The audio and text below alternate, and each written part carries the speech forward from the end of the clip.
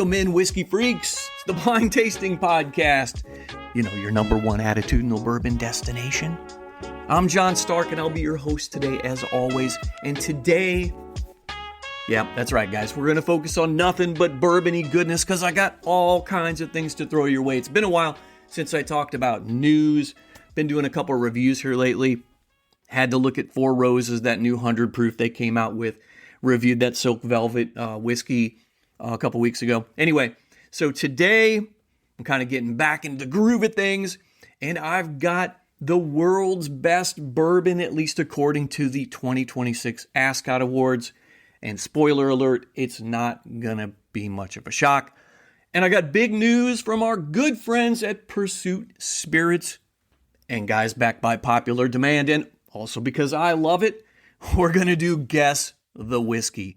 And I want to tell you about a new documentary about bourbon. It just came out not too many days ago, actually. I'm excited to share that with you. They're not paying me. I always say that. They're not. But I want to tell you guys about that. And before I get started today, I got to give a shout out and a quick ask of y'all listeners in Germany and Greece. Do for me a big old favor. If you listen and you're in Germany or Greece or hell, even Japan or Finland, I know you're out there. Any country that's not the good old USA, I'm asking for you to do me a favor. Shoot me, this is simple and it's kind of fun. Shoot me an email and tell me your story. What I want to know is why the hell and how the hell did you find this podcast, and what's your bourbon or whiskey journey all about? Send me an email, because I want the long form, right? I don't want to chat back and forth 62 times. blindtastingpodcast@yahoo.com. blindtastingpodcast@yahoo.com, because I'm an old guy. Send me a note. Tell me about you. Tell me about why. Tell me about how, and all the things, because I want to know what draws folks from other countries to bourbon. I'm very inquisitive about this. You guys know I ask kind of crazy questions on social media too. It's all so we can learn about what the hell everybody's doing in the bourbon world. Email me, tell me your story, and I might just send you some Blind Tasting Podcast swag. As simple as that, guys. So do that for me. Shoot me a note if you live in a different country than the United States. And hell, if you live in the United States, shoot me a message too. But and I may even share that story on the podcast.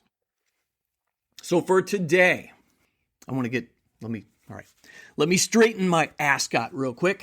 Okay, here we go. The 2026 ASCOT Awards have crowned George T. Stagg 2025 as the best bourbon, and more impressively, best whiskey overall. Now that means it beat every Scotch, every Irish, every Japanese whiskey, rye, and bourbon that entered the 2026 ASCOT Awards this year. Now, this winning bourbon comes from our good friends at Buffalo Trace from their legendary antique collection. And this bad boy spent nearly 15 and a half years aging in Kentucky before being bottled uncut and unfiltered at a monster 142.8 proof. And that's well above hazmat territory. Now, they say the ASCOT judges described it as having a deep, dark color. Jesus, after 15 years, yeah. Having a deep, dark color with aromas of sarsaparilla. I like to call it root beer, but they're saying sarsaparilla, clove, nutmeg, dried fruit, and chocolate, followed by a velvety mouthfeel and a long finish full of smoky notes, torch cherry skin, and leather. They also said they were especially impressed that it drank far easier than the proof point would suggest. That's kind of hard to believe at 142.8 proof. Love to get my hands on that and give it a go and see what I think about it. If you've had it, let me know what you think. And guys, there's no surprise here. The ASCOT Awards founder, I know I poke fun at him, but I love him, Fred Minnick. He's called the Buffalo Trace Antique Collection one of the most important limited release whiskey series in the world, and he also ranked this exact 2025 George T. Stagg as his top whiskey for last year. So how about that? Well, here's the sad part. Don't be sad, but don't get too excited either, kids. It's going to be pretty hard to find a bottle of this. It's the suggested retail price, this is great, is $175, but there's no way you're going to pay that on the secondary market, unless on the secondary market, I think this release is going routinely for $1,000 or $1,200, maybe even more now since I've put this podcast out.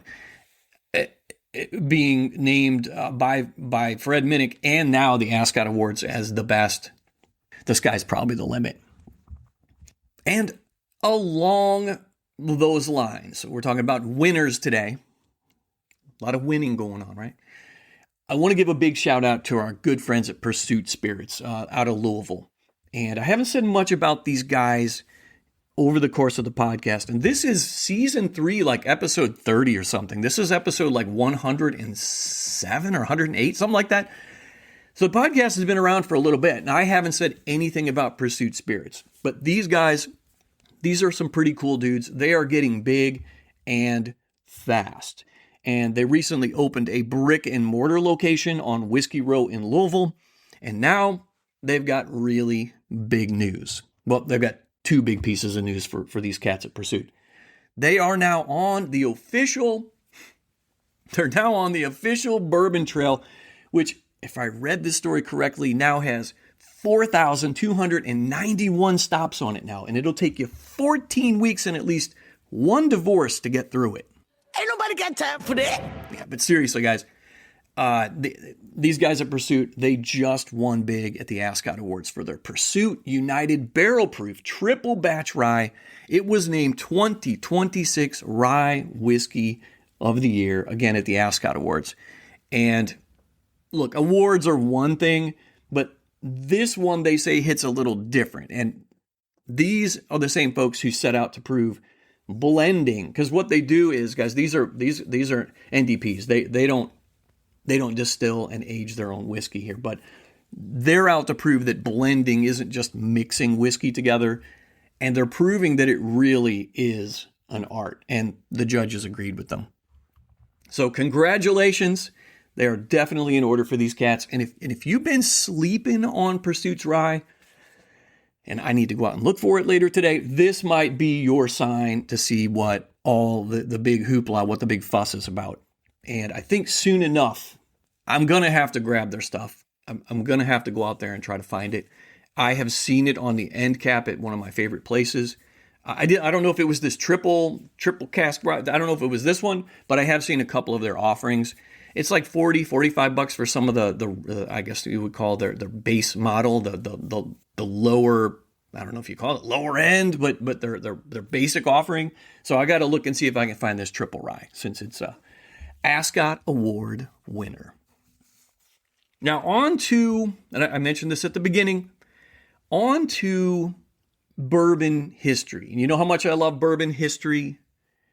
You know, I've got the book out, Whiskey Wisdom, Bourbon BS, Barrel Strength Legends, Lies, and Untold Tales.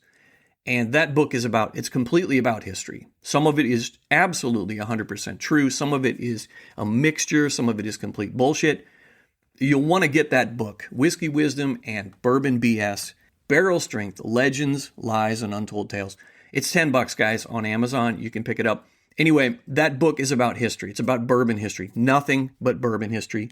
I think you'll love it. Now, I want to talk more about history today, and I really want to give a shout out to Bill McBrayer at McBrayer Legacy Spirits for this one. And here's what I'm getting at. Like, get to the freaking point, right, Stark? There's this really cool new documentary. I guess I should say, is it a bourbon movie? I don't know. It looks more like a documentary to me when I watched it. It's out there on YouTube, and it's this kind of bourbon history stuff that, well, as you know, it gets me fired up, because bourbon didn't just magically become what it is today. It was built, and I talk about this all the time, it was built by people. It's the people, the families, the risk takers, whether it be men, whether it be women. It's the folks who have kept this thing alive when it would have been a whole lot easier to just walk away. And that's something that McBrayer is doing, reviving, and Silk Velvet, by the way, reviving those old brands and bringing it back where it needs to be. Anyway, this documentary is called Spirits of Lawrenceburg, a bourbon legacy forged through time. And look, it's a little over an hour long, so we're not talking about a huge investment here. So not a real big commitment, but I'm telling you, it's worth every second to watch it and see how much Lawrenceburg, Kentucky has played. And we always hear about Bardstown, right? And Bardstown is absolutely critical to the history of bourbon and present day bourbon as well. But Lawrenceburg in the past and today, it has so much meaning as well. And this documentary dives into the names that helped shape Kentucky bourbon, like Bond and Lillard, the Rippey brothers, McBrayer. It takes you through the good times. It takes you through the Prohibition years and the people who kept that fire burning when bourbon was just hanging on by a thread. Kids, this isn't just a movie about whiskey in a bottle. It's about the stories. They talk about the families and the places that made bourbon what it is today. And like I said, it's not just Bardstown. When you think Kentucky, I know most people think Bardstown. Lawrenceburg is huge in the formation of the bourbon universe. So let me repeat that. After you finish this episode, do yourself a favor, head over to the YouTubes, check this one out. Trust me, it's the kind of bourbon history we need to hear more of, especially now. Things are tough. Things are tight. Things are not good in the bourbon world in many regards. And this one here, this is a positive. This is a plus. This is a ray of sunshine in the kind of the dark and stormy bourbon world right now. Oh, I didn't plug this at the beginning. Old Forester. I forgot. So Old Forester's just announced the newest release in their 117 series. And I've talked about the 117 series before. And in fact, I even reviewed the rye, the High Angel Share rye several weeks ago. Well, now they've got this one they're saying is extra special, because I guess they're all extra special. But this one is more special or something. And it's called Triple Char Kentucky Straight Bourbon. And this is what makes it so special. Or really the thing that caught my attention. This is the first Old Forester expression made entirely from whiskey distilled at their own distillery on Louisville's historic Main Street. And that's really a pretty big deal, because they've been producing whiskey there since 2018. But this is the first time they've taken that spirit and put an entire release around it in mass quantity. Now, the good folks at Old Forester, what they say these barrels were charred 3 times longer than traditional Old Forester barrels, triple 3 times, which means more interaction between the whiskey and the oak. And when you mess with that oak, you know what you're chasing. More flavor. All right. They also say you're going to get notes of pecan, praline, apple, stone fruit. Never heard of this one. Cardamom. I am going, for those of you with infinity bottles, including myself, I'm going to have to Google cardamom and get back to you on that one. And sweet leather on the nose. And they say on the palate, you're going to get baked apple cobbler, which I know, cinnamon spice, which I understand, pepper, and plenty of oak char. I can say it and pronounce it. I know what it is. They say the finish brings in more oak, soft leather, and even a little sweet licorice. I'm assuming black licorice. Now this one in the 117 series is bottled at 115 proof, and it comes in a 375 milliliter bottle, and the price is same as the last one that they released back in March, $64.99. And I love that. I know it's half a bottle at $65, and it's not going to make some of you happy, but this is the kind of release for me. And I've mentioned it before, a 375 is awesome because, look, I got a limited budget here. And if I can get more bottles, even if they're smaller bottles, 375s, that's really okay by me. Yes, sirree. It's time, kids, back by popular demand. It's Guess the Whiskey. This is my all-time favorite segment, according to you and according to me. And this is going to be a blast from the past. It's been a while since I've done this one. It's all but forgotten. I think it's been over a year now, but today it's back. Now, guys, I don't like to think I take myself too seriously on the podcast because there's too much serious shit in the world right now. Am I right? We could sit here and we could talk about Iran. We could sit here and talk about the president. We could sit here and talk about democratic socialists, right? We could do all that crazy. We're not doing that. We're going to talk about whiskey, and sometimes I'm going to be a little retarded. And yes, today is that day. All right, before we get into these next, quote, reviews that we're going to guess, I need to be honest with you guys. These may be the most accurate bourbon reviews you've ever heard.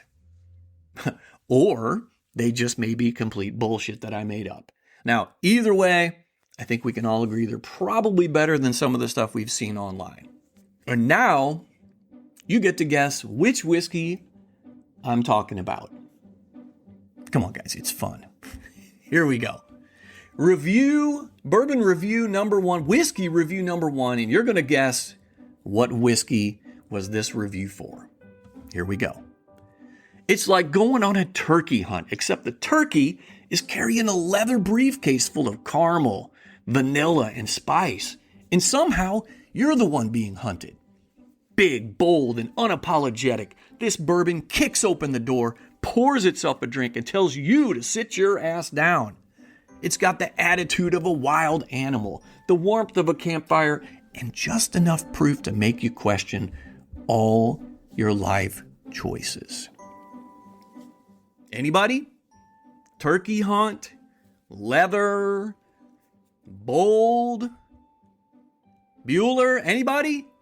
All right, if you said wild turkey rare breed, ding, ding, ding, you are a winner. All right, let's get on to number 2. If a bald eagle draped in the American flag swooped down from the heavens and handed you a glass of freedom, this is what it would taste like.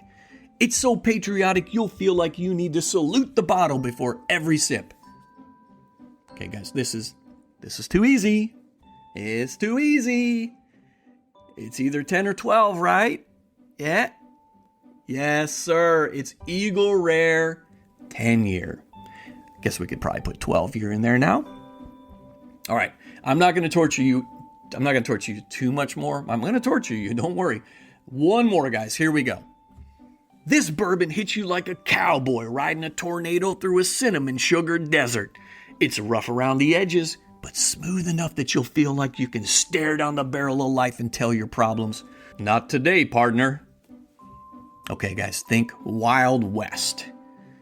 All right, I'll make it even easier. Frontier? Anybody? That's right, it's Bullet Frontier whiskey. All right, I don't know about you guys. I had a good time. I mean, we're having a good time. I'm having a good time. Hopefully you're having a good time. That's all I got for Guess the Whiskey today. Send me your comments. If you like it, you like it. If you don't, you don't. Either way, I'm going to ignore them. No, I'm not going to ignore them. I'll actually pay attention to them. Guess the Whiskey. It's my favorite. Hope it is yours too. And speaking of technology, okay, we weren't really speaking of technology. Let's Guess the Whiskey. But now we're speaking of technology. I want to tell you a little story. It's story time. Everybody gather around, get a sip, get a pour, and sit down around the bourbon barrel. We're all in the rick house. It's a little dimly lit. There's a little bit of dust floating in the air. You guys can feel it. I can feel it. Technology, because that's the best place to talk about technologies in a rick house, right? Well, actually some of them, but anyway. And today I want to talk about how to outsmart technology. Now, before we get started, I always feel like I have to preface things and give a disclaimer all the time, right? I know AI is one of these topics that gets people fired up. In fact, it gets some people pissed off. And I get it. I understand. Some people love it. Some people want to kill it. And some people don't trust it. I understand all that. Listen, I've watched Terminator. I know all about Skynet. But wherever you land on the issue, I think we can agree on one thing. AI is here to stay. We're not making it go away. And can we control it? Maybe, hopefully, right? And AI is becoming part of everyday life. And I say, instead of ignoring it, maybe we can learn how to use it as another tool. I know you just turned off the podcast, and listen, I understand both sides of this. I really do. But much like railroads, much like the internet, much like so many things that changed our country in a huge way, I don't think we can make AI go away, even if I wish we could. And listen, I wish some days I wish we could make the internet go away. But every now and then, I believe technology, and in this case, AI, it can solve a problem you'd never expect it to. And I'm going to give y'all a perfect example. Well, maybe it's pretty perfect. Now, my wife and I, we stayed in a hotel recently, and that isn't the interesting part, believe me. But we stayed in a hotel out in North Dakota and in South Dakota we went out there for a few days to check out Teddy Roosevelt National Park and his new library and museum they built. I think they spent $450 million building this library and museum. You got to check it out. If you haven't been out there, it's worth every penny you spend to get there. It's amazing. Anyway, we went out there to basically get away from pretty much everything for a couple days. So we stayed at a couple different hotels. But one of our hotels we stay at, we get there, we get everything unloaded. It's a nice room. Turns out that night, comfortable bed. Everything's great. Until about 2 o'clock in the morning. I wake up in a pool of sweat. Now get this. I'm like, wow, what the hell? What's going on? I get up and I look at the thermostat, and it says the room was still set to the exact temperature we'd selected. But the air conditioner had basically decided it was just done working. I don't know what was going on, right? Did a little research. And apparently some hotels have thermostats with what they call SPIs. Oh, I'm sorry. Occupancy sensors. It's like flock cameras for your hotel room. All right. If the system thinks nobody's in the room or that nobody's moved enough, it starts backing off the heating, or in this case, the cooling, to save energy. Now listen, I'm all about saving energy. I think that's great. Conservation, all that good stuff, right? But we're paying good money for this room, all right? First of all, it was 105 degrees that day in North Dakota. And I know that sounds crazy because we're talking about North Dakota. It was 105 or 104, we'll say 104 degrees that day. So you can imagine we're ready to rest and really cool down at night after hiking, after trudging all around, after doing the things. And like I said, we've paid good money for this room. Now, the thermostat, it's hanging on the wall there. It lets us pick the temperature. But in reality, we're not in control of the air conditioning. Some computer is. I understand why hotels do it, because like everything now, energy costs are through the roof. I have never paid a bigger electric bill than last month. I get it. It's crazy, and I don't understand it. That's a whole different rant for a whole different day. But I understand that energy is expensive, and if a room is empty, I get it. It makes sense not to run the heat or the air conditioning all day. But if I'm lying in bed at 2 a.m, I promise you, I'm still occupying the damn room. And just because I'm asleep doesn't mean I've checked out. And as I'm laying there cursing, and you can ask my wife to verify this, I was cursing. I was pissed off because it did cut back on. The air conditioning did, because I got up and moved around, and it wasn't 30 seconds later, the damn thing came back on. But that's when a light bulb came on for me. And I'm told that doesn't happen very often for me. So I was pretty impressed with myself. And what I did was this. The next day, I didn't do this at 2 o'clock in the morning. I took a picture of this stupid, damn, ignorant thermostat, and I uploaded it to AI. I know, the other half of you that are listening just shut off the podcast. I know.